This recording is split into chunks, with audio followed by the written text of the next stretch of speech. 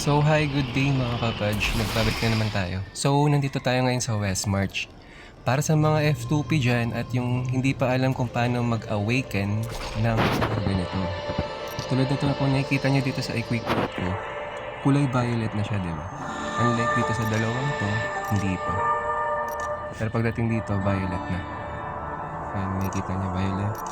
Ito dilaw, violet, violet, violet, dilaw. So ayan, kasi hindi pa to awaken, itong dalawang to. So ituturo ko sa inyo kung paano bumili ng Downing Echo. Dito lang punta tayo kay EV Reuse. Sa West March to, shop. Then puntahan lang natin tong Reforged Stone.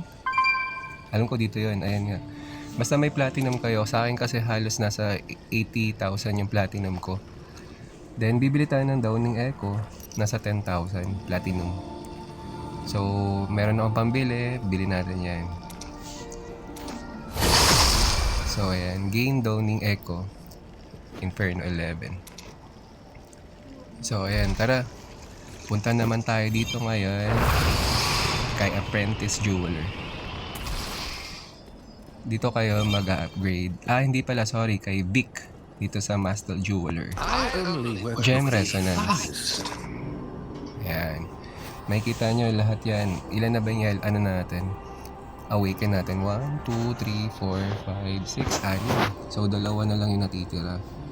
So, piliin natin tong dito banda sa may socket natin ng Colossus Engine. Awaken. Pindutin nyo lang yan kasi meron na tayong Downing Echo. 1 out of 1. So, awakened na siya mga kapaj. So, kapag awaken, syempre mas lumalakas din yung mga equipment natin. Awaken na lahat ng mga skills, attribute, leg gem. Ayan. Yan yung mga maganda dyan. At least para sa mga F2P dyan na wala pa talagang, syempre wala naman talagang pambili yan. Pero ang platinum kasi, nafa-farm naman yan eh. Tapos, nabebenta yung mga stone, diba? Kaya nagkakaroon din tayo ng platinum. Tapos kapag nagkaroon ng mga DG, ayan. So ayan, awaken na po siya. Pwede nyo lagyan ng socket yan mga kapad siya.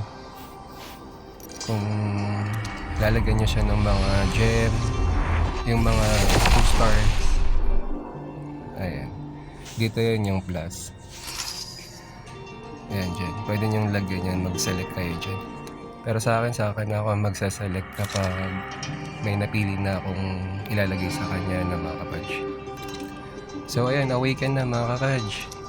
Para sa mga F2P dyan at mga newbie ng Diablo Immortal, ganun lang mag-awaken ng ng equipment natin or ng mga suit natin dito sa ating equipment. Ayan. Ito na. Awaken na siya mga kapaj. So, isa na lang yung hindi pa natin na-awake. Pero saka na lang yan.